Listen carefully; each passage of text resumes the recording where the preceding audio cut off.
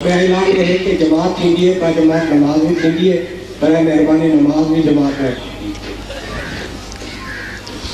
ہاں جی، سوال لکھ کر کہہ دینا، ذرا بھیج دینا، سوالات لکھ کر بھیج دیں آپ کو، یہ بھی اعلان کر دینا۔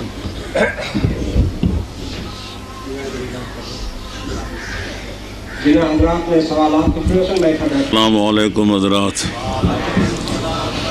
اعوذ باللہ السمیع العلیم من الشیطان الرجیم، بسم اللہ الرحمن الرحیم، الحمد للہ رب العالمین، والصلاة والسلام علی اشرف الانبیاء والمرسلین وأہل بیتہ الطیبین الطاہرین المعصومین، اما بعد فقد قال اللہ تبارک وتعالی فی کتابہ المبین وہو اصدق القائلین، اعوذ باللہ من الشیطان الرجیم، بسم اللہ الرحمن الرحیم، ان الدین عند اللہ الاسلام، وقال فی مقام آخر ومن یبتغ غیر الاسلام دینا فلن یقبل منہ وَهُوَ فِي الْآخِرَةِ مِنَ الْخَاسِرِينَ۔ صلوات پڑھے محمد و آل محمد، اللہم صلی علی محمد۔ نعرہ تکبیر، اللہ اکبر، نعرہ رسالہ، یا رسول اللہ، نعرہ حیدری، یا علی، آواز بلند تر سے اللہم صلی علی محمد و آل محمد وعجل فرجہم۔ خالق اکبر کہ اس فرمان واجب الاحترام کا ترجمہ اور حاصل مطلب یہ ہے کہ دنیا میں جس قدر دین و مذہب موجود ہیں، ان تمام ادیان عالم میں سے جو دین خالق کائنات کا بنایا ہوا ہے، آخری اور ربانی اور الہامی دین ہے، اور قابل قبول اور نجات دارین کا ضامن دین ہے، اس کا نام اسلام ہے۔ لہذا جو شخص، جو قوم، جو قبیلہ، جو گروہ اللہ کے اس پسندیدہ دین کو چھوڑ کر کسی بھی اور دین کو اختیار کرے گا، ایک تو یہ کہ اس کا دین قبول نہیں ہوگا، اور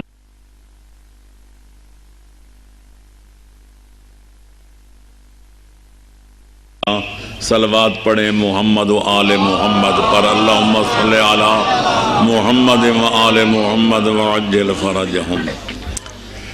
میرے دوستو، عزیزو اور بزرگو، کل سلسلہ کلام اس موضوع کے بارے میں جاری تھا کہ انسان دو چیزوں سے مل کے بنا ہے، ایک ہے جسم، دوسری ہے روح۔ جسم و روح کے اتصال کا نام حیات ہے، ان کی جدائی اور مفارقت کا دوسرا نام موت ہے۔ حیات کیا ہے؟ عناصر میں ظہور ترکیب۔ موت کیا ہے؟ انہی اجزاء کا پریشاں ہونا۔ تو انسان دو چیزوں سے مل کے بنا ہے اور دونوں متضاد ہیں۔ جسم آدمی کا مادی ہے، روح روحانی ہے۔ یہ ظلمانی ہے، وہ نورانی ہے۔ ان کے درمیان مکمل تضاد پایا جاتا ہے، لیکن خالق اکبر کی قدرت کا کرشمہ ہے کہ ان دونوں کو ملا کر ایک ایسا حسین امتزاج پیدا کیا، ایک ایسی معجون مرکب تیار فرمائی کہ جس کی خلقت پر خود خالق اکبر بھی فخر کر رہا ہے۔ انسان کو، کائنات کی ہر چیز کو اللہ نے پیدا کیا، لیکن کسی چیز پر، کسی شے کی خلقت پر اللہ نے فخر نہیں کیا، لیکن حضرت انسان کی خلقت پر خالق اکبر نے بھی فخر کرتے ہوئے فرمایا فَتَبَارَكَ اللَّهُ أَحْسَنُ الْخَالِقِينَ۔ کس قدر عظیم خالق ہے وہ اللہ جس نے حضرت انسان جیسی مخلوق کو پیدا فرما دیا۔ نعرہ تکبیر، اللہ اکبر، نعرہ رسالہ، یا رسول اللہ، نعرہ حیدری، یا علی، آواز بلند تر سے اللہم صلی علی محمد و آل محمد۔ جسم کے تقاضے اور ہیں، روح کے تقاضے اور ہیں، جسم کی غذا اور ہے، روح کی غذا اور ہے، جسم کی بیماریاں اور ہیں، روح کی بیماریاں اور ہیں، جسم کی بیماریوں کے علاج معالجے کے طریقے اور ہیں، روحانی بیماریوں کے علاج معالجے کے طور و طریقے اور ہیں۔ مفصل بات کرنے کا نہ وقت ہے نہ اس کے جانے کی تفصیلات میں ضرورت ہے، اتنا عرض کروں گا کہ یہ بات سب جانتے ہیں کہ اگر انسان کو غذا نہ ملے، یہ محتاج ہے خورد کا، نوش کا، سردی گرمی سے بچنے کا۔ اسی بنا پر کہا جاتا ہے کہ 3 چیزیں بنیادی ضروریات زندگی ہیں: روٹی، کپڑا اور مکان۔ اگر انسان کے جسم کو نہ روٹی ملے، نہ کپڑا ملے، نہ سردی گرمی سے بچانے کے لیے مکان کا انتظام ہو تو انسان کا جسم زندہ نہیں رہ سکتا۔ تو لہذا جس طرح یہ جسمانی غذائیں ہیں، اسی طرح دین اور مذہب اور خدا پہ اعتقاد یہ روح کی غذا ہے۔ اگر جسم کی غذا جسم کو مہیا نہ کی جائے تو جسم کی موت واقع ہو جاتی ہے، اور اگر روح کی غذا روح کو مہیا نہ کی جائے تو پھر روح کی موت واقع ہو جاتی ہے۔ جسم مر جائے تو اعضاء بیکار ہو جاتے ہیں، اور اگر روح کی موت واقع ہو جائے تو روحانی اقدار بیکار ہو جاتے ہیں۔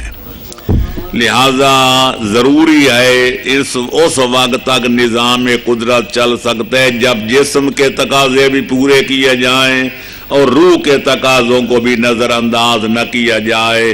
لیکن جتنے دنیا میں مذاہب پائے جاتے ہیں، اگر ان کا تقابلی مطالعہ کیا جائے تو یہ بات کھل کر سامنے آتی ہے کہ بعض مذاہب نے جسم کو اتنی اہمیت دی ہے کہ سارے تعلیمات کا مرکز و محور جسم کو قرار دیا اور روح کو یکسر نظر انداز کر دیا، اور بعض ایسے ملل و مذاہب دنیا میں موجود ہیں جن کی توجہ کا مرکز ہمیشہ روح رہا ہے، اور انہیں جسمانی جو ہیں ضروریات زندگی ان کو نظر انداز کر دیا۔ لیکن اسلام ایک ایسا دین ہے جو دین فطرت کا اعلانے کا بجا طور پہ مستحق ہے کہ جو نہ جسم کے ضروریات کو نظر انداز کرتا ہے، نہ روحانی اقدار کو نظر انداز کرتا ہے، دونوں کے درمیان حد اعتدال کا نام اسلام ہے۔ ایک اللہم صلی علی محمد وآل محمد، ایک مسلمان کو یہ تعلیم دی جاتی ہے کہ وہ دعا مانگے تو یوں مانگے: ربنا آتنا فی الدنیا حسنۃ وفی الآخرۃ حسنۃ وقنا عذاب النار۔ اے پروردگار، مجھے دنیا میں بھی حسنہ عطا کر اور مرنے کے بعد بھی مجھے حسنہ عطا کر اور جہنم کی آگ سے بچا۔ پوچھا گیا مولا دنیا کا حسنہ کیا ہے؟ فرمایا خالق صحت و سلامتی عطا فرمائے اور صحت کے ساتھ اتنی روزی بھی دے کہ لوگوں کے سامنے ہاتھ نہ پھیلانا پڑے۔ یہ دنیا کا حسنہ ہے، اور آخرت کا حسنہ یہ ہے کہ ایسے کام کر کے دنیا سے جائے کہ مرنے کے بعد جنت الفردوس میں داخل ہونے کا حقدار بن جائے، اور پھر اللہ اس کو جہنم کی آگ سے بچائے، جس کی دنیا بھی اچھی گزر جائے، صحت سلامتی کے ساتھ گزر جائے، ایمان کے ساتھ گزر جائے، اور روزی بقدر ضرورت بھی اس کو میسر آ جائے، اور جنت الفردوس کی جاگیر کا حقدار بن جائے، اور جہنم سے بچنے کا سزاوار بن جائے۔ اس سے بہتر کائنات میں کامیاب انسان خالق نے کوئی پیدا کیا ہی نہیں ہے۔ صلوات پڑھیں محمد و آل محمد پر، اللہم صلی علی محمد و آل محمد۔ تو الغرض دنیا کے دینوں کو دیکھا جائے، یہودیت میں یہ ہے کہ اگر آپ کو کوئی ایک تھپڑ مارے تو اس کو تہس نہس کر دو، اس کے اندر رحم اور شفقت کا کوئی نام و نشان نہیں ہے۔ عیسائیت کا مطالعہ کیا جائے، اس میں اتنی نرمی پائی جاتی ہے کہ وہ کہتے آپ کے ایک رسارے پر کوئی تھپڑ مارے تو دوسرا بھی پیش کر دو کہ ادھر بھی ایک مار لے۔ اسلام کہتے ہیں نہ، خبردار، کسی کے خلاف جارحیت کا ارتکاب کرنا اسلام اس کی اجازت نہیں دیتا. لہذا اسلامی جہاد کے احکام میں بھی شامل ہے کہ اگر کبھی ناگزیر حالات میں کافروں سے لڑنا پڑ جائے تو خیال کرنا ان کے بچوں کے خلاف ہاتھ نہ اٹھانا، بوڑھے لوگوں کے جو لڑنے کے قابل نہیں ان کے خلاف ہاتھ بلند نہ کرنا، ان کی عورتوں کو اذیت نہ پہنچانا بلکہ ان کی فصلوں کا نقصان بھی نہ کرنا. لیکن یہ ساتھ یہ بھی کہتا ہے کہ تم کسی کے خلاف جارحیت نہ کرنا، خبردار کسی کے خلاف قولی فعلی کوئی قدم نہ اٹھانا. لیکن اگر اخا مخا تم پر امن شہریوں کو کوئی چھیڑے اور تمہارے امن میں خلل ڈالے، تمہیں اگر ختم کرنا چاہے تو پھر جارح کو، ظالم کو ایسا سبق سکھاؤ کہ اس کی نسلیں بھی یاد رکھیں کہ تمہارے ہاتھوں میں بھی چوڑیاں نہیں ہیں. تو لہذا جہاں تک دفاع کا تعلق ہے، اسلام دفاع کا حق دیتا ہے. اذن للذین یقاتلون، ان لوگوں کو میں اجازت دیتا ہوں جن پر جنگ مسلط کی جائے کہ وہ اپنا دفاع کرنے کا حق رکھتے ہیں. اور ان اللہ علی نصرہم لقدیر، اگر کوئی ان کے خلاف جارحیت کے ارتکاب کرے گا اور یہ اپنے دفاع کی خاطر میدان میں قدم رکھیں گے تو خالق فرماتے میں ان کی نصرت پر، ان کی فتح و فیروزی پر قدرت کاملہ رکھتا ہوں. لہذا میں مظلوموں سے وعدہ کرتا ہوں کہ اگر کوئی ظالم تم پر ظلم کرے گا تو میں ظالم کو مزہ چکھا کے رہوں گا اور تمہیں فتح و فیروزی عطا کر کے رہوں گا. صلوات پڑھیں محمد و آل محمد پر. اللہم صلی علی محمد و آل محمد.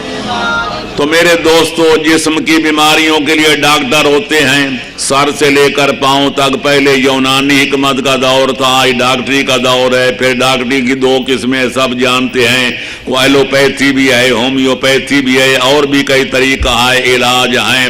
سر سے لے کر پاؤں تک بیماریوں کے علاج کیے جاتے ہیں. ادھر روحانی بیماریوں کے لیے خالق نے جو معالج مقرر کیے ان کو کبھی نبی کہتے ہیں، کبھی رسول کہتے ہیں، کبھی نبی کا قائم مقام کہتے ہیں اور کائنات کا اسے امام کہتے ہیں. نعرہ تکبیر، اللہ اکبر، نعرہ رسالہ، یا رسول اللہ، نعرہ حیدری، یا علی. نعرہ بلندر صلی اللہم صلی علی محمد و آل محمد. اور آج تو تخصص کا دور ہے. سر کی بیماریوں کے ڈاکٹر اور ہیں، گلے کی بیماریوں کے متخصص اور ہیں، سینے کی بیماریوں کے لیے جو ہیں سند یافتہ ڈاکٹر اور ہیں. ہر عضو کے جو ہیں ماہر الگ الگ ہیں.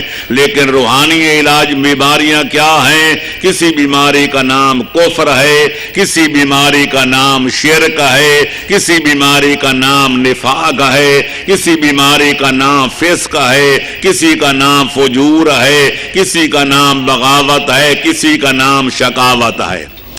اور ان کی صحت کیا ہے؟ کفر کا علاج ایمان ہے، شرک کا علاج توحید ہے، نفاق کا علاج اخلاص ہے، اور فسق و فجور کا علاج تعمیل احکام خدا بندی ہے.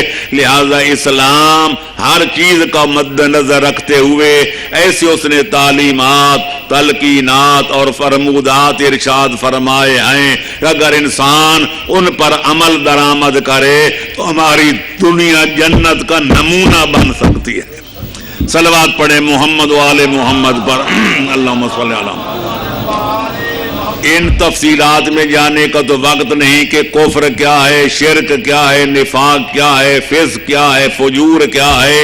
اجمالاً عرض کروں گا کہ خالق اکبر نے کفر کے بارے میں، شرک کے بارے میں اور نفاق کے بارے میں واضح طور پر قرآن میں ہدایات جاری کی ہیں کہ جو کافر ہے اس پر جنت حرام ہے، جو مشرک ہے اس پر جنت حرام ہے، جو منافق ہے اس پر جنت حرام ہے. ان اللہ حرمہما علی الکافرین، جنت اور جنت کی نعمتیں کافروں پر حرام. ومن یشرک باللہ फक़द हर्रम अल्लाहु अलैहिल जन्ना, जो मुनाफिक है इन्नल मुनाफिकीन फी दरकिल अस्फल मिनन नार। अब देखना ये है कि इस्लामी नुक्ता नजर से कुफ्र क्या है, शिरक क्या है, निफाक क्या है, इन रूहानी बीमारियों से बचने का तरीका कार क्या है। सलवात पढ़े मोहम्मद व आले मोहम्मद पर, अल्लाहुम्मा सल्ली अला मोहम्मद व आले मोहम्मद। तो मेरे दोस्तों, कुफ्र के लुग़वी माने हैं इनकार। अब हर चीज का इनकार तो कुफ्र नहीं होते। एक बंदा कहते है बर्फ ठंडी नहीं है, वो काफिर नहीं। एक आदमी कहते आग गर्म नहीं है, वो भी काफिर नहीं। एक बंदा कहते है इस वक्त सूरज मौजूद नहीं है, वो चमगादड़ तो है पर काफिर तो नहीं। लिहाजा हर चीज के मुनकर को काफिर नहीं कहते। काफिर उसको कहेंगे जो अल्लाह के दीन का इनकार करे, या दीनी अकदार का इनकार करे, खुदा की तौहीद का इनकार करे, पैगंबर खातम की रिसालत का इनकार करे, आले मोहम्मद की मोहब्बत का इनकार करे। क्योंकि जो चीजें जरूरियात दीन में से हैं उनके इनकार को कुफ्र कहते हैं। जिस पर तमाम इस्लामी फिरक का इत्तेफाक हो जाए, नमाज पंजगाना वाजिब है, 73 फिरकों में कोई इख्तिलाफ नहीं। मैं रमजान का रोजा वाजिब है, 73 फिरके मुत्तफिक हैं, उसमें कोई इख्तिलाफ नहीं। ज़कात वाजिब है, इस्लाम के 73 फिरकों का इत्तेफाक है, कोई इख्तिलाफ नहीं। हज बैतुल्ला इस्तिताद रखने वालों पे वाजिब है, कोई इसका मुनकिर नहीं। लिहाजा खुमुस फिल जुमला वालमु अन्नमा गनिमतुम मिन शैइन, तफसीलात में इख्तिलाफ है लेकिन मुजमलन खुमुस के वजूब में कोई इख्तिलाफ नहीं। तो इन चीजों को कहते हैं जरूरियात दीन। कुल ला असअलुकुम अलैहि अजरन इल्लल मवद्दत फिल कुर्बा। पूरे आलम इस्लाम का इत्तेफाक है कि कराबादान रसूल की मोहब्बत बतौर अजरे रिसालत वाजिब है। जो इनकार करे वो मुसलमानों के दायरे से खारिज है। नारे तकबीर, अल्लाहु अकबर, नारे रिसालत, या रसूल अल्लाह, नारे हैदरी, या अली, नारे बुलंद, अल्लाहुम्मा सल्ली अला मुहम्मद व आले मोहम्मद। लिहाजा खुदा का इनकार करना कुफ्र, पैगंबर खातम की रिसालत का इनकार करना कुफ्र, क़यामत का इनकार करना कुफ्र, मोहब्बत आले मोहम्मद का इनकार करना कुफ्र, ज़रूरियात दीन नमाज रोज़ा हज ज़कात वगैरह मुसल्लमात इस्लाम का इनकार करना कुफ्र। लिहाजा कुफ्र से बचने का तरीका ये है कि खालिक अकबर की वहदानियत पे भी यकीन कामिल रखा जाए, पैगंबर अकरम की खातम रिसालत पर भी यकीन कामिल रखा जाए। जहाँ नमाज रोज़ा हज ज़कात वगैरह के वजूब पे अकीदा रखा जाए, वहाँ आले मोहम्मद की मोहब्बत ही नहीं बल्कि उसके अजर रिसालत के तौर पर वाजिब होने पर इस तरह अकीदा रखा जाए कि अगर जिस तरह वुजू न किया जाए तो नमाज कबूल नहीं होती, अगर वोसल न किया जाए तो न नमाज होती है न रोजा। अगर आले मोहम्मद की मोहब्बत नहीं, न तौहीद कबूल होती है, न रिसालत, न क़यामत। पूरे इस्लाम की कबूलियत के शर्त आजम का नाम विलायत मोहम्मद व आले मोहम्मद है। या अली, इसलिए कि मोहब्बत आले मोहम्मद है अजर रिसालत। तो जिन लोगों ने ये अजर अदा नहीं किया उनके सारे आमाल गस्बी हैं, इबादात गस्बी हैं, इस्लाम में दाखला गस्बी है, शजरे तैयबा इस्लाम के साए के नीचे बैठना भी गस्बी है, उसका फल फूल इस्तेमाल में लाना भी गस्बी है। और सब मानते और जानते हैं कि गस्बी जगह पर इबादत खुदा रवा नहीं होती। इसी बिना पर कहने वाले ने बिल्कुल बजा कहा है कि जाहिद तेरी नमाज को मेरा सलाम है, पर याद रख बेहुब्बे अहले बैत इबादत हराम है। अल्लाहुम्मा सल्ली अला मुहम्मद व आले मोहम्मद। लिहाजा को शिर्क क्या है? शिर्क ये है कि खालिक अकबर की जात में یا اس کے صفات میں یا اس کے یا اس کی عبادت میں کسی مخلوق کو شریک مانا جائے. یہ وہ حساس مسئلہ ہے، یہ وہ حساس عقیدہ ہے کہ جہاں اگر اسلام کے فرقے جہاں ماشاءاللہ افتراق، انتشار، خلفشار کا شکار ہو جاتے ہیں اور اپنے محبوبوں کی محبت کی رو میں بہ کر شرک جیسے ظلم عظیم کا ارتکاب کر بیٹھتے ہیں، تو میرے دوستو عزیزو، خالق اکبر کے قرآن کا مطالعہ کرنے والے تصدیق کریں گے، میری تائید کریں گے کہ سارا قرآن دو باتوں سے چھلک رہا ہے، ایک عقیدہ توحید اور دوسرا عقیدہ قیامت. اس لیے کہ مشرکین عرب ان میں سب سے زیادہ خرابیاں دو تھی، ایک اللہ کی توحید کے قائل نہیں تھے اور دوسرا عقیدہ قیامت کے قائل نہیں تھے. اس کو وہ مذاق اڑاتے تھے. پیغمبروں کو معاذ اللہ جب کہتے تھے کہ لاکھوں سالوں کے بعد خدا مردوں کو زندہ کر کے میدان حشر میں لائے گا تو کہتے یہ دیوانے ہیں، جب ہم مٹی میں مل کر مٹی ہو جائیں گے تو کون ہمیں زیادہ پھر دوبارہ زندہ کرے گا، کون میدان حشر میں لائے گا. اور وہ 300 بلکہ 400 خداؤں کے قائل تھے. یہ خدا پیدا کرتا ہے، یہ خدا بیماری دیتا ہے، یہ خدا صحت دیتا ہے، یہ خدا رزق دیتا ہے، یہ خدا ہوا چلاتا ہے. جب پیغمبر اکرم نے کہا کہ قولوا لا الہ الا اللہ تفلحوا، کہو خدا ایک ہے، تو لوگوں نے کہا یہ معاذ اللہ مجنون ہے. لہذا سارا قرآن چھلک رہا ہے کائنات کا خالق ایک، کائنات کا مالک ایک، کائنات کا پالک ایک، کائنات کا معبود ایک، کائنات کا منتظم اعلیٰ ایک. یہ لوگوں کی سمجھ میں نہیں آتی تھی کہ اکیلا خدا کیا کیا کرے گا. خدائی کو تقسیم کرنا چاہیے، کوئی چھوٹا خدا اولاد دے، کوئی جائیداد دے، کوئی ہوا چلائے، کوئی بارش برسائے، کوئی فصلیں اگائے. اسلام نے ہر چیز کی نفی کر کے کہہ دیا اللہ الذی خلقکم ثم رزقکم ثم یمیتکم ثم یحییکم هل من شرکائکم من یفعل من ذلکم من شیء سبحانہ وتعالی عما یشرکون.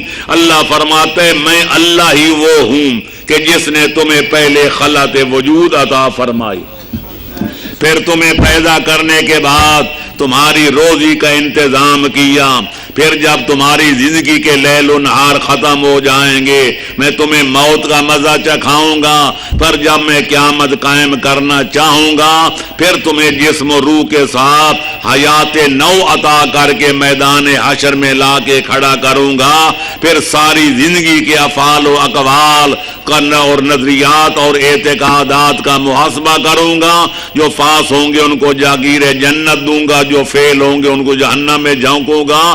تو لہذا پیدا کرنا بھی میرا کام، رزق دینا بھی میرا کام، اور پھر اس کے بعد موت دینا بھی میرا کام. بروز قیامت حشر کے دن تمہیں پھر زندہ کر کے میدان حشر میں لانا بھی میرا کام. پھر یہ فرماتے کوئی ہے جو میرا شریک، کوئی ہے میرا شریک جو میرے والے کام کر سکے.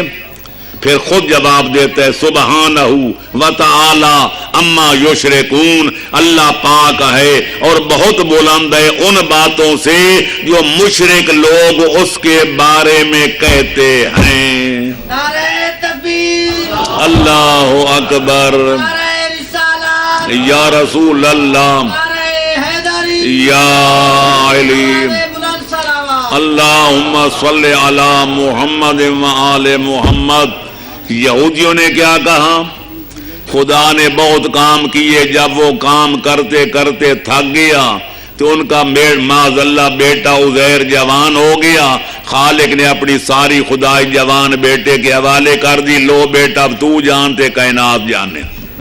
لہذا اللہ کے ہاتھ بندھے ہوئے ہیں، وہ نہ کوئی دے سکتا ہے، نہ لے سکتا ہے، نہ کر سکتا ہے. ید اللہ مغلولہ، اب ساری قدرت جو ہے وہ ساری کائنات عزیر کے ہاتھ میں ہے. اللہ کو اس بات پہ اتنا غصہ آیا، فرماتے ہیں لعنوا بما قالوا، ان پر لعنت ہو، میرے بارے میں یہ کہتے ہیں. کہ میں اللہ بے اختیار ہوں. یمحو اللہ ما یشاء و یثبت وعندہ ام الکتاب. میرے قبضے قدرت میں لوح محفوظ ہے. میں لکھی ہوئی چیز کو جس کو چاہتا ہوں مٹا دیتا ہوں, جو ان لکھی ہے میں چاہتا ہوں لکھ دیتا ہوں. کل یوم ہوا فی شان. ہر روز میری نئی شان ہوتی ہے, نئی آن ہوتی ہے, نئی بان ہوتی ہے. کون ہے مجھے عاجز کہنے والا؟ نصرانیوں نے کیا کہا؟ اللہ نے ساری خدائی اپنے بیٹے حضرت عیسیٰ کے حوالے کر دی. اب نظام قدرت چلانے والے حضرت عیسیٰ, موت و حیات دینے والے وہ.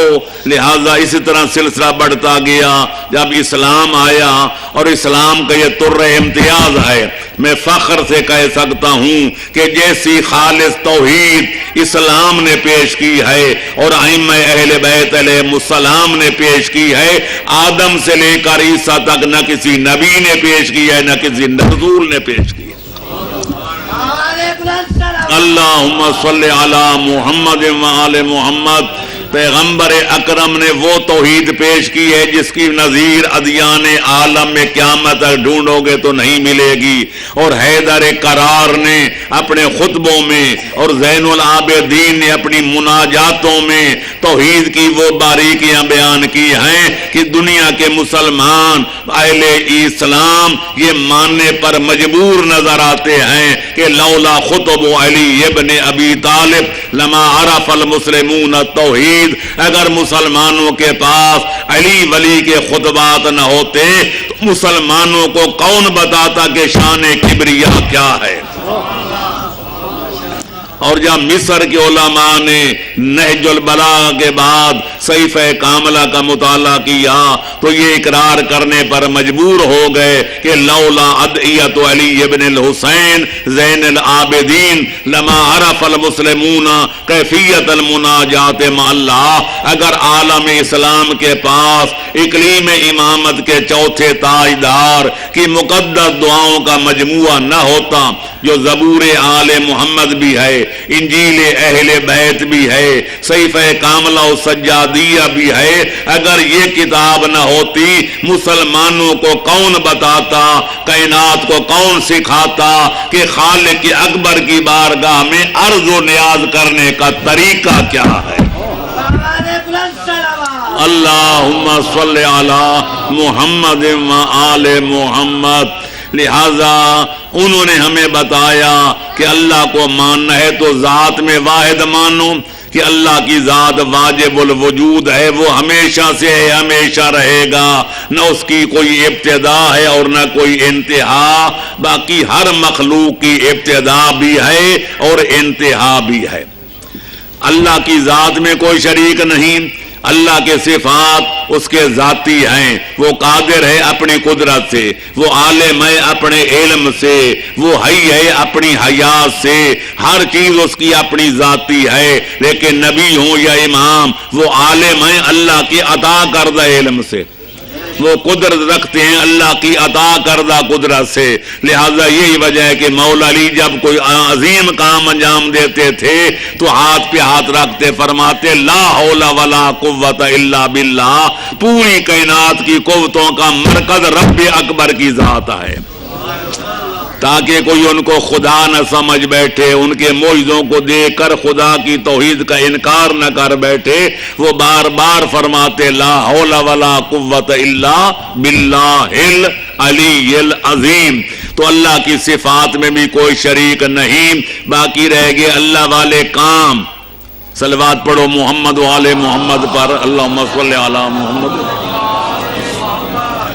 یہ بڑا مشکل مرحلہ ہے, میں نے اپنی کتابوں میں بڑی تفصیل سے لکھا ہے, اور یہاں آ کر جو عقیدت کو جب ٹھیس لگتی ہے, ادھر ہم یہودیوں نے کیا کہا وہ بھی میں نے مختصراً عرض کر دیا, نصرانیوں نے کیا کہا وہ بھی میں نے عرض کر دیا. دل چاہتے ہیں ذرا آگے بڑھوں کہ ہمارے مسلمان بھائیوں نے کیا کہا. وہ کہتے ہیں اللہ کے پلے میں وحدت کے سوا کیا ہے, جو کچھ ہمیں لینا ہے لے لیں گے محمد سے. انہیں کہا اللہ کے پاس صرف توحید ہے، وہ توحید کی شمع روشن کر کے بیٹھا ہوا ہے، باقی ساری خدائی مصطفیٰ کے حوالے کر دی، جو کچھ لینے ہم نبی سے لے لیں گے۔ کسی نے کہا خدا نے ساری خدائی غوث اعظم کے حوالے کر دی، ہم نے جو کچھ لینے ان سے جا کر لے لیں گے۔ کسی نے کہا جناب داتا گنج بخش کے حوالے کر دی، جو کچھ لینے ہم جا کر لاہور سے لے لیں گے۔ کسی نے ملتان تو آپ کا پیروں کا مرکز ہے، بڑے بڑے اولیاء یہاں ماشاءاللہ تشریف فرما ہیں، تو کسی نے کچھ کہا کسی نے کچھ ہو۔ ہمارا شاعر آگے بڑھا کہنے لگے تم کون ہوتے ہو خدا کے بارے میں یہ کہنے والے؟ سنو، رضائیں خدا کی لے لی علی نے، اللہ کے پلے میں رکھا ہی کیا ہے؟ صلوات پڑھو محمد و آل محمد پر جی۔ لہذا اللہ کو یہ کہنا پڑا کہ ما قدر اللہ حق قدر ہی والارض جمیعا قبضتہ یوم القیامہ۔ اللہ نے فرماتے میرے بندوں نے میری قدر نہیں کی، حالانکہ زمین ہو یا آسمان یا جو کوئی ان کے درمیان ہے یہ سب میرے قبضے قدرت میں ہے۔ میں دینا چاہوں تو کوئی روک نہیں سکتا، نہ دینا چاہوں تو کوئی زبردستی مجھ سے چھین نہیں سکتا۔ نعرہ تکبیر، اللہ اکبر، نعرہ رسالت، یا رسول اللہ، نعرہ حیدری، یا علی، نعرہ بلند سلامت۔ اللہم صلی علی محمد و آل محمد۔ میرے دوستو تفصیل میں جانے کا وقت نہیں، پہلے بھی انشاءاللہ میں پر سابقہ اشروں میں یہ چیزیں بڑی تفصیل کے ساتھ بیان کر چکا، ان کو دہرانا مطلوب نہیں۔ یاد رکھو تمام ذاکر مولوی جتنے ہیں سب پڑھتے رہتے ہیں کہ سورہ دہر جو آل محمد کا قصیدہ ہے، جو اللہ نے لکھا مصطفیٰ نے پڑھا، اور آج تک ہم 1400 سال سے سن رہے ہیں اور سمجھ رہے ہیں۔ یہ قصیدہ کیوں پڑھا گیا؟ آپ کو پتہ ہے کہ حسنین شریفین بیمار ہوئے تھے اور جناب امیر المومنین نے خاتون قیامت نے منت مانی تھی کہ اللہ ہمارے بیٹوں کو لباس صحت عطا فرمائے، تو ہم نظر مانتے ہیں، منت مانتے ہیں کہ 3 روزے رکھیں گے۔ یہی منت شہزادوں نے مانی، یہی منت ان کی خادمہ نے مانی، تو لہذا اللہ نے ان کو صحت عطا فرمائی، روزے رکھے گئے۔ پھر واقعہ آپ جانتے ہیں، اتنا واقعہ مشہور 1400 سال سے پڑھا جا رہا ہے، لیکن جب عمل کا وقت آتا ہے تو پھر ہم اللہ کو بھول کر کہتے امام حسن میرے بچے کو صحت دے، حضرت امام حسین مجھے بچڑا دے، معاف رکھنا، یہی ہم نے سیکھا۔ یہ واقعہ سے اتنا بھی پتہ نہ چلا کہ بیمار کون کرتے اور صحت کون عطا کرتا ہے۔ جناب آدم کی دعاؤں سے لے کر جناب خلیل اللہ کی دعاؤں تک، جناب عیسیٰ ابن جناب زکریا اور جناب یحییٰ کی دعاؤں تک کہ رب لا تذرنی فردن وانت خیر الوارثین، اے پروردگار مجھے وارث عطا فرما، مجھے اکیلا نہ چھوڑ، میرے گھر کا مجھے چراغ عطا فرما۔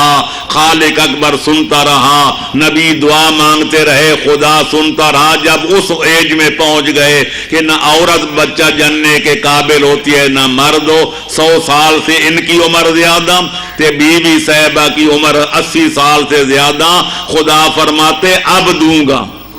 نعرہ تکبیر، اللہ اکبر، نعرہ رسالت، یا رسول اللہ، نعرہ حیدری، یا علی، نعرہ بلند سلامت۔ اللہم صلی علی محمد و آل محمد، تاکہ نیچری فرقے کے منہ پہ زناٹا دار تماچا لگ جائے کہ خدا کسی قانون کا پابند نہیں ہے، وہ نیچر کا خالق ہے، نیچر اس کے قبضے قدرت میں ہے، وہ نیچر کا محتاج نہیں ہے۔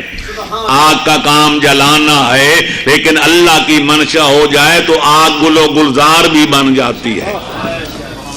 پانی کا کام جو ہے وہ نشیب کی طرح بہنا ہے، لیکن اللہ کے حکم سے اگر موسیٰ عصا پھینک دیں، عصا مار دیں تو بہے تو پانی بھی رک جاتا ہے۔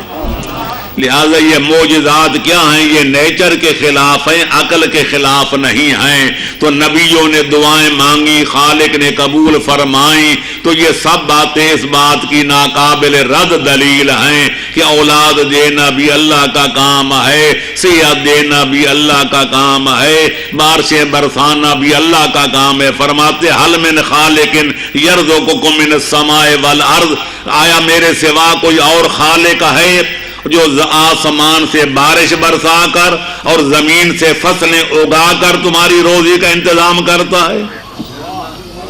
استفہام انکاری، یعنی خالق صرف ایک ہے، مالک کائنات ایک ہے، کہ اپنی مخلوق کی روزی کا انتظام کس طرح کرتا ہے؟ آسمان سے بارشیں برساتا ہے، زمین سے فصلیں اگاتا ہے۔ تو لہذا یہ کام امور تکوینیہ جن کو کہا جاتا ہے، خلق ہو یا رزق ہو یا موت ہو یا حیات، یہ اللہ کے اپنے قبضے قدرت میں ہیں۔ اس نے آدم سے لے کر خاتم تک، علی ولی سے لے کر مہدی دوران تک نہ کسی نبی کے حوالے کیے ہیں، نہ کسی ولی کے حوالے کیے ہیں، نہ کسی وسیع کے حوالے کیے ہیں۔ یہ کام خود خدا کرتا ہے۔ ہاں، اس نے نبیوں کو اپنے اپنے دور میں اور محمد و آل محمد کو قیامت تک اپنی بارگاہ سے حاجات پورے کرانے، روٹھے ہوئے خدا کو منانے اور اللہ سے کام کرانے کا وسیلہ قرار دیا ہے۔ نعرہ تکبیر، اللہ اکبر، نعرہ رسالہ، یا رسول اللہ، نعرہ حیدری، یا علی، نعرہ بلند تر سلام۔ اللہم صلی علی محمد وآل محمد۔ چنانچہ فرماتے ہیں یا ایھا الذین آمنوا اتقوا اللہ وابتغوا الیہ الوسیلہ، اے میرے بندو، اے ایمان کے دعوے دارو، اگر ڈرنا ہے تو میری ذات سے ڈرو جس کے قبضہ قدرت میں تمہارا نفع بھی ہے، نقصان بھی ہے، سود بھی ہے، زیاں بھی ہے، موت بھی ہے، حیات بھی ہے۔ میرا اذن نہ ہو تو کوئی کسی کو جو ہے مکھی بھی نہیں بدن پہ بیٹھ سکتی، لہذا مچھر بھی نہیں کاٹ سکتا۔ ڈرنا ہے تو میری ذات سے ڈرو۔ ہاں، البتہ مجھے پہچاننا چاہتے ہو، روٹھے خدا کو منانا چاہتے ہو، مجھ سے کام کرانا چاہتے ہو تو کوئی وسیلہ ڈھونڈ کے لاؤ۔ لہذا اللہ ہے مرکز کائنات اور محمد و آل محمد ہیں وسیلہ۔ آپ حیران نہ ہوں، میں نے اپنی کتاب اصول و شریعہ میں، تفسیر فیضان الرحمان میں، سنی شیعہ کتابوں کے حوالوں سے ثابت کیا ہے کہ آدم سے لے کر عیسیٰ تک جب نبی بھی مشکلات و مصائب کے دلدل میں پھنس جاتے تھے تو اللہ کی بارگاہ میں حل مشکلات کے لیے سوائے محمد و آل محمد کے نبیوں کو بھی کوئی وسیلہ نہیں ملتا تھا۔ یا علی، تفصیل میں جانے کا وقت نہیں۔ حضرت آدم کی توبہ قبول ہوئے تو محمد و آل محمد کے واسطے سے، حضرت نوح کی کشتی پار ہوئی، یہ نہ کہنا حضرت علی نے جا کر کشتی کنارے پہ لگائی، ان نے واسطہ دیا تھا محمد و آل محمد کا، خالق نے کشتی کنارے لگا دی تھی۔ حضرت امیر نے جا کر آگ کو گل و گلزار نہیں بنایا تھا، گل و گلزار خدا نے بنایا تھا، پر خلیل نے دعا جو مانگی تھی وہ محمد و آل محمد کے واسطے سے مانگی تھی۔ تو لہذا اللہ ہے مرکز کائنات اور محمد و آل محمد ہوں، یہ ساری کائنات کے وسیلے ہیں، اور ہر نبی اپنے دور میں اپنی امت کا وسیلہ ہوتا ہے۔ لہذا اگر خدا کو مرکز کائنات نہ مانا جائے تو معاف رکھنا بندہ مشرک بن جاتا ہے، اور اگر آل محمد کو وسیلہ نہ مانا جائے تو پھر بندہ چٹا وہابی بن جاتا ہے۔ صلوات پڑھو محمد و آل محمد پر۔ اور اگر دونوں لیبلوں سے بچنا ہے، نہ مشرک بننا ہے تے نہ وہابی، تو پھر اللہ کو مرکز کائنات سمجھو اور مرکز تک پہنچنے کا وسیلہ محمد و آل محمد کو سمجھو، انشاءاللہ پھر بیڑا پار ہے۔ ادھر آ بحرے عشق پنج تن میں ڈال دے کشتی، جو اس میں ڈوب جائے اس کا بیڑا پار ہوتا ہے۔ صلوات پڑھے محمد و آل محمد پر، اللہم صلی علی محمد۔ تو میرے دوستو عزیزو بات بہت لمبی ہو گئی، تو خلاصہ عرض کروں کہ کہ شرک کیا ہے؟ اللہ کی ذات میں یا اللہ کی صفات میں یا اللہ کے کاموں میں کسی مخلوق کو شامل سمجھنا یا اللہ کی عبادت میں. یہ بڑا نازک مسئلہ ہے کہ عبادت ہے کیا. عبادت جو ہے مختلف ہیں، روزہ رکھنا بھی عبادت، حج کرنا بھی عبادت، زیارات آل محمد پہ جانا بھی عبادت، صدقہ دینا بھی عبادت، لیکن ساری عبادتوں سے افضل عبادت ہے نماز. صادق آل محمد فرماتے انی لا اعلم عملا بعد المعرفت افضل من هذه الصلاۃ. فرمایا میں معرفت اصول عقائد کے بعد اقلیم امامت کا چھٹا دائیدار فرما رہے، میری نظر میں عقائد کے بعد فروع دین میں سے نماز سے افضل کوئی عمل میں نہیں جانتا. حج بیت اللہ کا موسم ابھی گزرا ہے، جو گئے ہیں اللہ ان کی قبول فرمائے، جو جانا چاہتے ہیں اللہ ان کو موفق فرمائے. حج وہ عبادت ہے کہ صحیح معنوں میں اگر ادا کی جائے تو آدمی جب حج سے فارغ ہوتا ہے وہ یوں گناہوں سے پاک ہو جاتا ہے جس طرح عاشق میں مادر سے پیدا ہوا ہو. اور ایک منادی ندا کرتے استان فی العمل، حاجی صاحب آج نئے سرے سے عمل شروع کر، تیرے پچھلے ساری تقصیریں معاف ہو گئی ہیں. لیکن معصوم جو یہ فرماتے ہیں وہی فرماتے ہیں 20 حجوں کا ثواب ایک طرف، تو ایک نماز فریضہ کا صحیح معنوں میں شرائط اور ضوابط کے مطابق ادا کرنا دوسری طرف، یہ 20 حجوں سے ایک نماز فریضہ پڑھنے کا ثواب زیادہ ہے. اللہم صلی علی محمد وآل محمد. اور پھر آپ جانتے ہیں کہ نماز کے کچھ واجبات ہیں، نماز کے کچھ مستحبات ہیں، کچھ نماز کے آداب ہیں، پھر واجبات میں سے کوئی رکن ہیں تو کوئی غیر رکنی واجب ہیں. سب کا اتفاق ہے کہ نماز کے سارے واجبات اور سارے ارکان میں سے جو افضل رکن ہے اس کا نام سجدہ ہے. اور سب کا اتفاق ہے، میں نے قوانین و شریعہ میں بڑے تفصیل کے ساتھ لکھا ہے کہ ملائکہ کی عبادت کس طرح ہے، جنوں کی کیسے ہے، حیوانوں کی کیسے ہے، باقی سابقہ نبیوں کے دور میں کیسی تھی. نماز وہ عبادت ہے جو ساری عبادتوں کا مجموعہ ہے اور افضل الاعمال اور افضل العبادات ہے. اور اس کا جو ہے سجدہ وہ سارے ارکان نماز میں سے افضل رکن ہے. اور یہ طے شدہ بات ہے کہ سجدہ ذات خدا کے سوا کسی اور کے لیے روا نہیں ہے. لیکن افسوس سے کہنا پڑتا ہے اس سجدے کتنی توہین کی گئی. آج ہم آ رہے تھے جنگ سے، میں مجلس پڑھ کے آ رہا تھا، ایک راستے میں بیچارہ کوئی لولا لنگڑا بنا پڑا ہوا تھا، وہاں بیٹھا تھا فقیر ایک موڑ پر. تو جب ہماری موٹر کو دیکھا تو فوراً سجدے میں گر گیا. میں نے کار روکی اور کہا کہ نہ آپ کافر بنتے نہ میں بے ایمان بنا. تھوڑی سی اس کی خدمت کی، پھر آگے چل پڑے. یعنی اب یہ کوئی کسی سے کوئی مانگنا چاہے تو بھی اس کے سامنے سجدہ کر دیتا ہے. حالانکہ پیغمبر اکرم کا فرمان 73 فرقوں کی کتابوں میں موجود ہے کہ بیوی پر شوہر کی اطاعت کرنا، اس کی خدمت کرنا اتنا لازمی ہے کہ لو کان سجود و جائزا لغیر اللہ لامرت الازواج لامرت النساء یسجدن لازواجہن. اگر اللہ کے سوا کسی اور ہستی کو سجدہ کرنا روا ہوتا میں بیویوں کو حکم دیتا کہ شوہروں کو سجدہ کریں. 20 واقعات سے کتابیں چھلک رہی ہیں. میں نے کچھ آسن فوائد میں درج بھی کیے ہیں.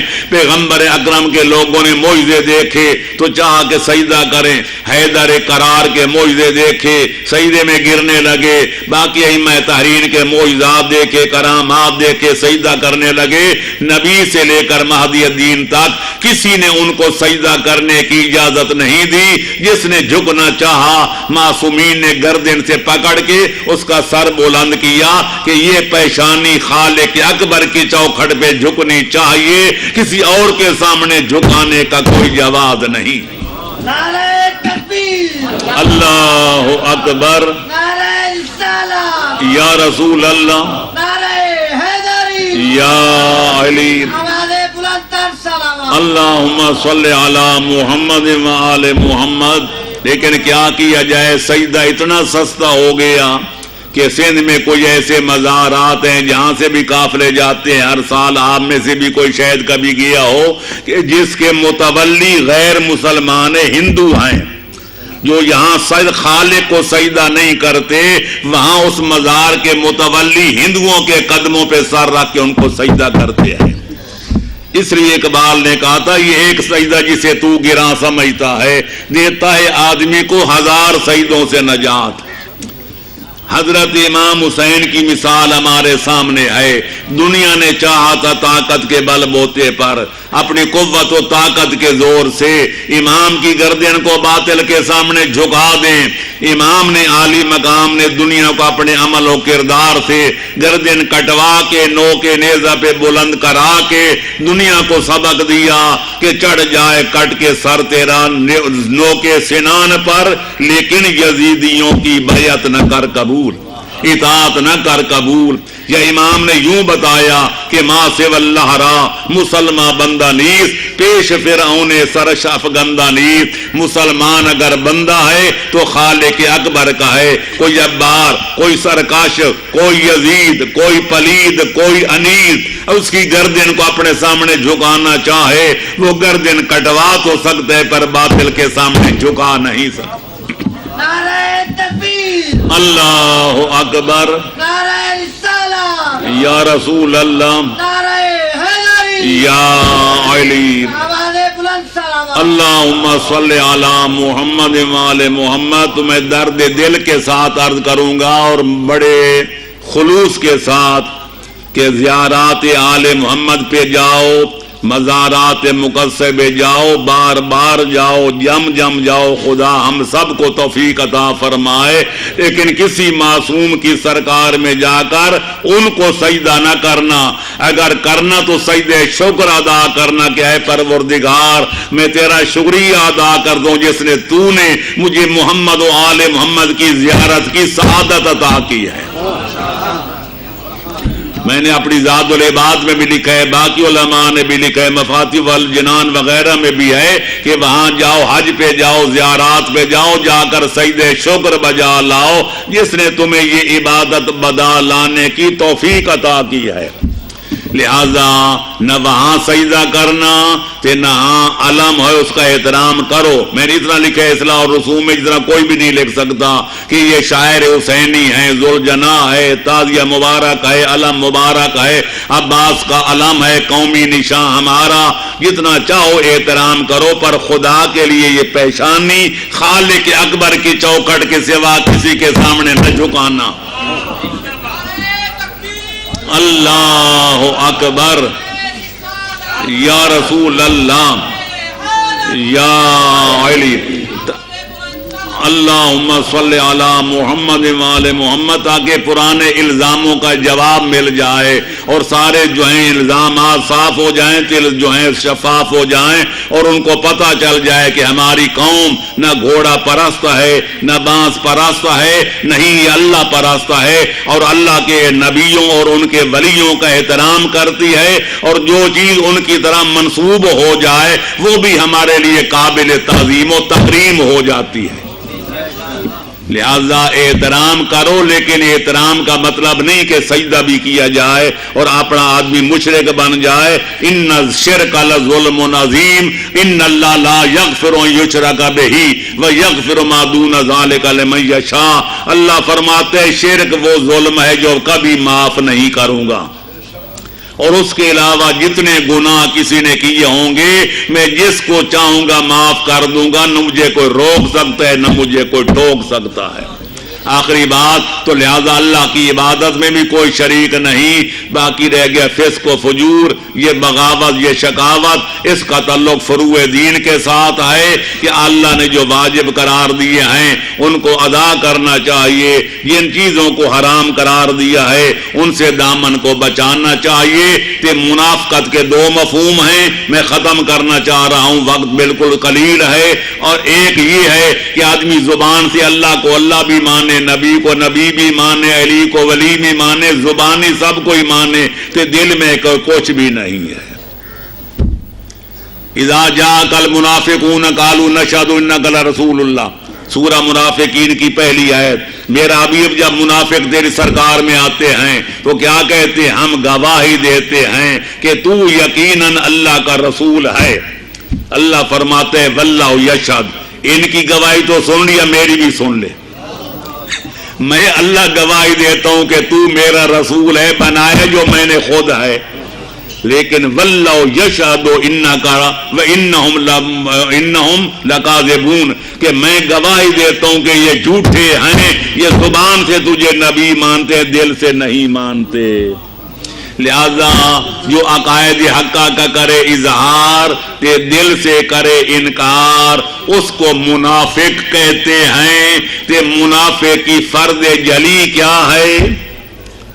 عبداللہ ابن عباس سے کسی نے پوچھا اور زید ابن ارقم سے کہ جب قرآن کہتے ہیں کہ کوئی منافق پیغمبر کے دور میں تھے، گڑبڑ اس وقت ہوتی ہے جب کسی کا نام لیا جائے۔ میں نام نہیں لیتا، کون تھے کون نہیں تھے اللہ بہتر جانتا ہے، پر اتنا ضرور ماننا پڑتا ہے کہ پیغمبر کے دور میں سارے مخلص نہیں تھے، منافقوں کی مذمت سے قرآن بھرا پڑا ہے۔ تو لہذا ایک ان میں سے سورہ منافقین بھی موجود ہے۔ تو کسی نے زید ابن ارقم پیغمبر کے بوڑھے بزرگ صحابی سے پوچھا کہ کسی کے ماتھے پہ تو نہیں لکھا تھا کہ منافق ہے یا مخلص ہے، تم کس طرح پہچانتے تھے پیغمبر کے دور میں کہ منافق کون ہے اور مخلص کون ہے؟ تو جناب زید ابن ارقم نے جو جواب دیا وہ ترمذی شریف میں بھی ہے، مشکات المصابیح میں بھی ہے۔ وہ فرماتے ہیں کنا نعرف المنافقین فی زمن النبی ببغضهم علی ابن ابی طالب۔ یا علی، پیغمبر کے دور میں ہمارے پاس منافقوں اور مخلصوں کو پہچاننے کا اور ان کے درمیان خط امتیاز بھیجنے کا کھینچنے کا کوئی طریقہ نہیں تھا سوائے بغض علی کے اور محبت علی کے۔ جو علی سے بغض رکھتا تھا ہمیں یقین ہو جاتا تھا کہ یہ منافق ہے، جو علی سے ولایت کا، علی کے محبت رکھتا تھا، علی کی ولایت کا اقرار کرتا تھا، ہمیں یقین کامل ہو جاتا تھا کہ یہ مومن مخلص ہے۔ یا علی، اسے کہتے ہیں الحق و یالو ولا یولا علیہ، جادو وہ جو سر پر چڑھ کر بولے، اپنے پرائے مان رہے ہیں کہ علی کے بغض کا نام نفاق ہے اور علی کی محبت و ولایت کا نام ایمان بھی ہے، اخلاص بھی ہے۔ اور یہی وجہ ہے کہ آخر میں کہہ کے ختم کروں کہ میرے دوستو، آج پاکستان میں ہر بندہ کہتے ہیں مہنگائی نے کمر توڑ دی، ہر شے مہنگی ہے پر کفر سستا ہے۔ منو ٹنوں کے حساب سے جا کر مفت اٹھا لو، آنا بھی نہیں دینا پڑتا۔ مشینیں چل رہی ہیں، کافر کافر فلانا کافر کافر کافر فلانا کافر، اور پھر بنیاد کیا ہے؟ جو فلانے کو نہ مانے وہ کافر، جو فلاں کو نہ مانے وہ کافر، جو فلاں کو نہ مانے وہ کافر۔ لیکن میں اتنا عرض کروں گا ادب کے ساتھ کہ قیامت تک کی مہلت دی جاتی ہے، پورا دفتر حدیث، دفتر تفسیر، دفتر تاریخ کھنگال کے مجھے کوئی ماں کا بیٹا بتائے کہ اس آسمان کے شامیانے کے تلے، اس زمین کے فرش کے اوپر علی ولی کے سوا کوئی اور بھی نظر آتا ہے کہ جس کی محبت کو نبی نے ایمان کہا ہو اور جس کے بغض کو مصطفیٰ نے کفر کہا ہو؟ یا علی، اگر ملے گا تو یہی کہ یا علی حبوں کا ایمان، اے میرے بھائی علی تیری محبت کا نام ایمان ہے، بغض کو کفر و نفاق، اور تیرے بغض کا نام کہیں کفر ہے، کہیں نفاق ہے، کہیں شرک ہے۔ لیکن کیا کہا جائے، تھا جو ناخوب بتدریج وہی خوب ہوا کہ بدل جاتے ہیں غلامی میں قوموں کے ضمیر۔ آج اس علی کی محبت کا نام لوگوں نے کفر رکھ دیا ہے، اور بغض علی کا نام لوگوں نے اسلام رکھا ہے۔ یہ خدا والا اسلام اور ایمان نہیں، یہ مولوی صاحبان کا کوئی خود ساختہ اسلام بھی ہے تو کوئی خود ساختہ کفر بھی ہے۔ صلوات پڑھو محمد و آل محمد پر۔ مولانا نے یہاں مصائب کا اختتام کیا تھا کہ جناب عروہ نے آ کر پیشکش کی کہ مولا میری دو اپنا پوتیوں کو ساتھ لیتے جائیں اور اپنی بہنوں بیٹیوں کو ساتھ نہ لے جائیں۔ میں ایک اور پہلو سے اس واقعہ کا جائزہ لینا چاہوں گا۔ آپ جانتے ہیں دنیا کا اصول ہے کہ اگر کوئی غریب یا امیر اگر اپنا آبائی وطن چھوڑ کے وہاں سے رخصت ہونے لگے، کسی اور جگہ منتقل ہونے لگے، کہ علاقے کے لوگوں کو پتہ چلے، بڑے چھوٹے سارے آ کر پوچھتے ہیں کیوں وطن چھوڑ رہے ہو؟ کوئی تکلیف ہے تو ہمیں بتاؤ، کوئی شکایت ہے تو ہمیں بتاؤ، کوئی دکھ پہنچے تو ہمیں بتاؤ، کوئی ناراضگی ہے تو کوئی وجہ بتاؤ تاکہ ہم اس کا ازالہ کریں۔ لیکن اگر تاریخ میں نہیں ملتا تو کربلا کے ہیرو سید الشہداء کے بارے میں کوئی روایت نہیں ملتی کہ جب امام اپنے نانے کے روضے کا سایہ چھوڑ رہے تھے تو کسی ایک بندے نے آ کر کہا ہو کہ مولا کیوں مدینہ چھوڑ رہے ہو؟ کسی نے نہیں کہا۔ بڑی مظلومیت کے ساتھ امام اپنی بیٹیوں، بیٹوں، بیویوں، بھائیوں، بھتیجوں، بھانجوں سب کو لے کر رخصت ہو رہے ہیں۔ 28 رجب کا دن ہے، کربلا کو معلی بنانے والے، مدینے کو سنسان بنانے والے نانے کا مدینہ چھوڑ کے نکل رہے ہیں۔ اور آج سے 60 برس پہلے حسین کے نانے نے مکہ چھوڑا تھا، مدینے آئے تھے۔ آج نواسہ 60 سال کے بعد مدینہ چھوڑ کے مکے جا رہا ہے۔ لیکن فرق اتنا ہے کہ جب پیغمبر نے مکہ چھوڑا تھا تو پیغمبر کے ساتھ نہ کوئی بیٹی تھی، نہ بیوی، نہ کوئی اور مستور۔ آج امام جب مدینہ چھوڑ رہے ہیں تو بہنیں بھی ساتھ، بیٹیاں بھی ساتھ، بھانجے بھی ساتھ، بھانجیاں بھی ساتھ، مرد بھی ساتھ اور مستورات بھی ساتھ۔ میں عرض کروں گا جب پیغمبر نکل رہے تھے، تاریخ اسلام گواہ ہے کہ پیغمبر مڑ مڑ کر خانہ کعبہ کی طرف نظر کرتے تھے، خانہ کعبے پہ نظر ڈال کے کہتے اے اللہ کا گھر گواہ رہنا، مجھے ظالموں نے مجبوراً نکالا ہے ورنہ میں تجھے چھوڑنا نہیں چاہتا تھا۔ تو اللہ نے پیغمبر کو تسلی دی کہ والذی فرض علیک القرآن لرادک الی معاد، میرا حبیب گھبرا نہیں، ان قریب میں تجھے فاتح اعظم بنا کر مکے لوٹاؤں گا۔ تو پیغمبر کو یقین تھا کہ آج میں مظلوم بن کر نکل رہا ہوں، کل کلام فاتح اعظم بن کر مکے میں داخل ہوں گا۔ پر حسین کو یقین تھا آج میں نکل رہا ہوں، پھر واپس مجھے آنا نصیب نہیں ہوگا، نہ میرے بیٹے آئیں گے نہ میرے بھائی آئیں گے۔ یہی وجہ ہے کہ امام مڑ مڑ کر روضہ رسول پہ نظر ڈالتے اور فرمان کرتے السلام علیکہ یا جدہ، نانا حسین کا آخری سلام قبول فرما، لقد فرق بینی و بینک کرہا، اے میرا نانا گواہ رہنا میں اپنے ارادہ اور اپنے عزم سے، اپنی مرضی سے تیرا مدینہ نہیں چھوڑ رہا، بلکہ ظالموں نے مجھے چھڑا دیا۔ تیرا اسلام نہیں بچتا جب تک مدینہ نہ چھوڑا جائے، تیرا قرآن نہیں بچتا جب تک مدینہ تو نبی کو جا کے مفارقت نہ دیا جائے۔ میں چاہتا ہوں کہ میرا خاندان لٹتا ہے تو لٹ جائے، کنبہ کٹتا ہے تو کٹ جائے، تیرا اسلام بچ جائے، تیرا قرآن بچ جائے اور ایمان بچ جائے، اللہ کے دین کا حلال و حرام بچ جائے۔